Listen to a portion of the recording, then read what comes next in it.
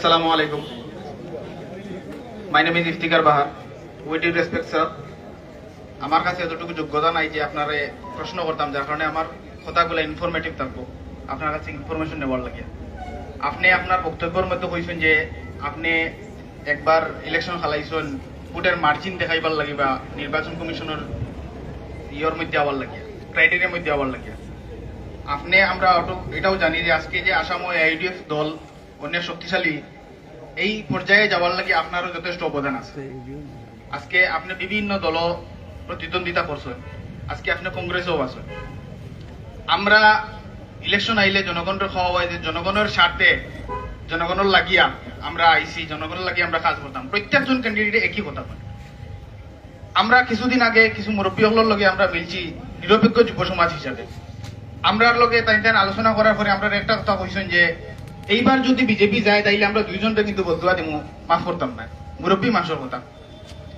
এইবার যদি বিজেপি যায় তাইলে খার কারণে যাইব, এটার আপনি বারবার আপনি কোয়েশ্চন করছেন, আমিও আপনারও কোয়েশ্চন করি, আর আপনিও কোয়েশ্চন করছেন জনতার যে খার কারণে যাইব। আমরা কত হইল কি ওটা যে নির্বাচন কমিশনের ক্রাইটেরিয়ার ভিতরে হামাইবার লাগিয়া হোক বা দলীয় পতাকারে উত্তোলন করিয়া রাখার লাগিয়া হোক, নির্বাচনটা আসলে ওই জনগণের লাগিয়া নি না দলের লাগিয়া, খার স্বার্থে এই নির্বাচনটা কন্ডাক্ট করা হোক। First question.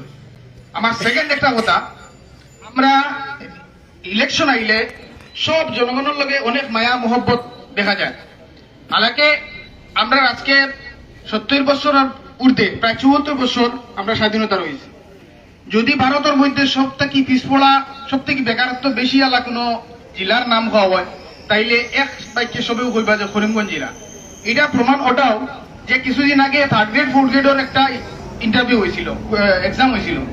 করিমগঞ্জ এবং হাইলাকান্দি দেখিয়া অত বেশি ক্যান্ডিডেট গেছেন যে শিলচার কোনো হোটেল বাকি রয়েছে না, শেষ পর্যন্ত প্ল্যাটফর্মের মধ্যে রইতে লাগছে, ট্রেনের মধ্যে জায়গা নাই।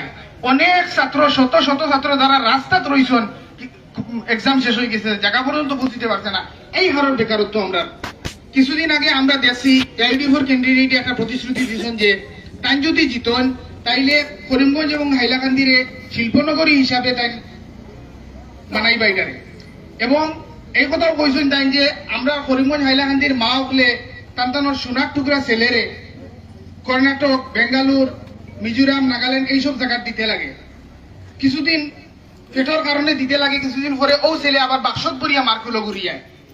এই জিনিসের লাগে আমি এই কোশ্চেনটা শুধু ইলেকশন কেন্দ্রিক নয়, বৃহত্তর স্বার্থে আমি জিজ্ঞাইয়া যে আপনারা যারা বড় বড় মানুষ আছেন আমরা সমাজের, আমরা সুখের মনি, আপনারা আমরা মাথার তাজ, আপনারা আমরা গর্ব, কিন্তু আমরা লাগে আপনারা কিতা করছেন? আপনি শর্ট কোয়েশ্চন করিলেন, এখন শর্ট করিলেন। আপনার প্রথম যেটা কোয়েশ্চন আছে ওটা আমি উপস্থাপন করি আপনার সামনে। প্রথম প্রশ্নটা হইল গিয়া যে আপনি কইছেন আপনি যে আগে ইলেকশন যেগুলা খেলাইছেন এই ইলেকশন গুলা আপনার খেলাইতে লাগছে, গতিকে মোটামুটি ওটাও ও ধরনের আনসার আছে যে ইলেকশন খেলাইতে লাগছে গতিকে আপনি খেলছেন। এখন কোয়েশ্চন হইল গিয়া ইভিরাও কিটা সেম বলার যে ইলেকশন খেলাইতে লাগে আর আপনি খেলাইতে মানুষে আপনার কতটুকু কনফিডেন্স লইব যে আপনি সিরিয়াস ক্যান্ডিডেট বলিয়া? ব্যাপারটা আমি বলছিলাম যে পার্টি রিকগনিশন রেজিস্ট্রেশন কোশ্চনটা কংগ্রেসের কোশ্চনটা থাকে না, ওটা ছোট রিজনাল পার্টি ছিল আমাদের যেটা পার্টি। আমি যে ইউএমএ একটাই পার্টি ছিল, আমি একটা লোক থেকে খেলেছি ইলেকশন, 2 দল থেকে খেলেনি। বলতে বিভিন্ন দল থেকে এটা বল দল একটাই মানে মার্চ হয়েছিল, ওটাই বলতেছেন। আর বাকি হচ্ছে আমি দলের জন্য আর মানুষের জন্য, ওটাই তো বলতেছে। এটা দলের জন্য হয়, পার্টির পার্সেন্টেজ লাগে, এবং যদি কেউ হয় মানুষ সেবা করার জন্য লাগে। সেবা করার জন্য সবাই বলে আসিয়া, কিন্তু প্রত্যেকের নিজের কাজকর্ম দ্বারা সে প্রমাণ করবে। সেই জন্য প্রতিশ্রুতি দিয়েছে, ব্লাফ দিয়েছে, মানুষকে প্রতারণা দিয়েছে, আর সত্যিকারে যেটা বলেছিল সে কিছু বলতে পেরে। আমি তো এই সুযোগটা পাই নাই এখন বলতে, আমি তো হারছি, হারলে বলা মানুষ আপনারা বলেন তো আমি বাঘ বাঘ হেরে গেছি, আমি তো এই সুযোগটা পাই নাই। আপনারা আমাকে টেস্ট করতে পারেন না, টেস্ট করেন, ইনশাল্লাহ আমাকে টেস্ট করলে আমি আশা করি। ধন্যবাদ।